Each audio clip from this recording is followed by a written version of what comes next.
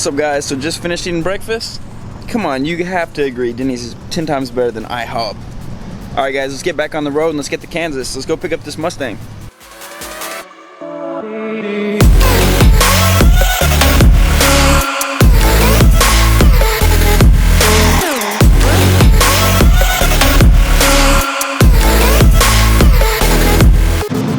Passing on into Kansas, making good time.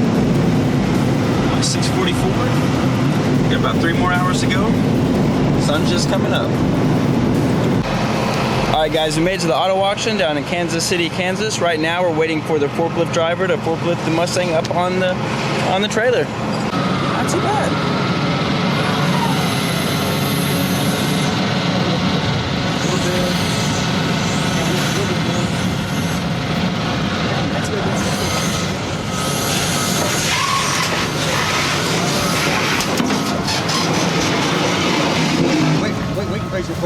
Yeah.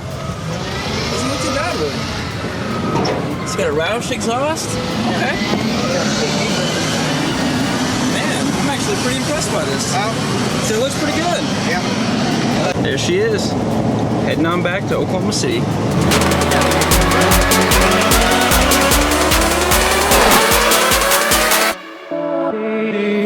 So we got the car in the garage. Now we're gonna do the most important thing. See if this old coyote can howl like it's supposed to. Let's go check it out. I'm so excited. Don't. Oh, we got 30,000 miles. Okay. She's in my pants.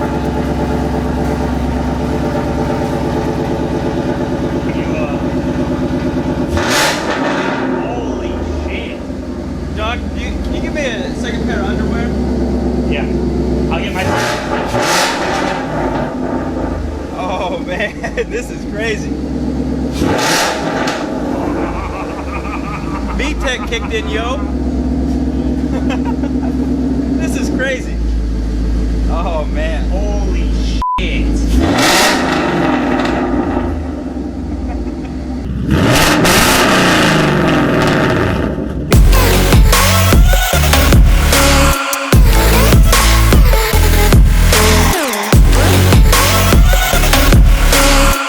Alright guys, so we're working on the Mustang right now. Sean's already got this fender pulled off. I'm working on kind of the other fender and what remains of the front bumper as well. We're kind of going to try and get the whole front end stripped down. There's a couple issues I ran into with kind of the side skirt and what covers up the bottom bolts for the fender. They have some plastic clips that are kind of hard to get off, so I let Sean take care of those, so that way if he breaks them, it's not my fault since it's technically his car. Yeah, that. I don't want to buy it, so I let him break it. But other than that, we also have these weird electrical lights that are in the hood that we gotta run the wiring harness down and get those unplugged before we pull the hood. So that's actually what Sean did on this side, is he went ahead and unplugged the harness for the light on this side. We gotta do the same thing on the other side once we get that fender pulled off. That way we can pull the hood off and everything's disconnected. The hood is a little bit bent on this top area right here, so I'm having to just kind of work it out, because I really don't want to hit the doors because the doors are perfect. Another thing that we found out too is, obviously, the driver's side headlight is, well, I want to see if I can use some of these parts, but we're going to have to get a driver's side headlight. I thought the passenger side was good, but looking at it a little bit further, we do have a hole right in the top where the front little attachment was, so I'm afraid to try to fix that. I might try to, but I'm afraid that if I don't seal it up perfectly, it might get a little bit of water inside the headlight, so I'm going to try to avoid that. I can use a ballast in the headlight, or the actual headlight itself, and like a spare case I can find on eBay for around $350, but that's going to add another expense to this car. But right now we're going to get back to the fender, pull that off, pull the hood off, pull the front core support off, and then we can actually see how the car is, and then we can see what parts we need to buy, how bad it really is, and then we'll get it ready for the frame shop.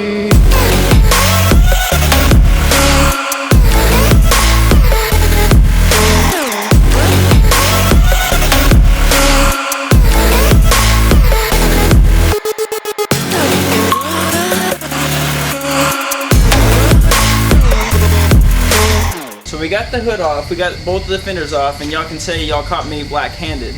But right now we're working on finishing off, getting the front bumper off so we can fully assess the front end of the vehicle.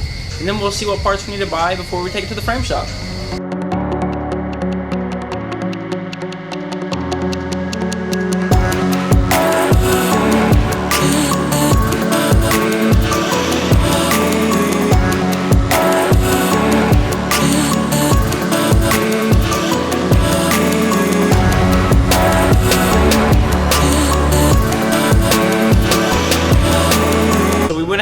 peeled off the whole front end and we were able to assess the full damage. So we did find out that we do have a little bit of a kink right here in this rail right here, but we did a little bit of measurements on the strut towers themselves to different sites, and they're actually within spec. So I think what we're going to have to do is we're actually going to get it ready for the frame shop once the hood, the fenders, and the front core support comes in. We're going to take it to the frame shop. He's going to get it all aligned, pull it out, get the kinks out, and we should, after that, be able to put everything back together, paint the front end, and that's kind of how the build's going to go from there. And we should be able to finish it up pretty good. The good thing about it is we saved the radiator, the AC condenser, all the front end pieces they're just kinked over, but they're still in good working condition, so we're in that good of shape. But that's kind of what we got from the assessment today. I mean, the thing is we bid on this car out of state, so we couldn't really look at it before the bid, so it's kind of, you take a risk, and sometimes that's what happens. It does have a little bit of structural damage. It's in front of the strut tower, so it's not that big of an issue because we can just pull the kink out. So it's not going to really affect drivability of it. So what are you thinking, John? I'm thinking it's great. So far, it's gone not too terribly hard. The front end was pretty easy to pull off. I'm excited to get some new front end pieces, the Shelby GT 350 pieces. I'm really excited to see how they look on this car. Definitely ready to see the frame get pulled and all of it straightened out and get ready for all the new pieces.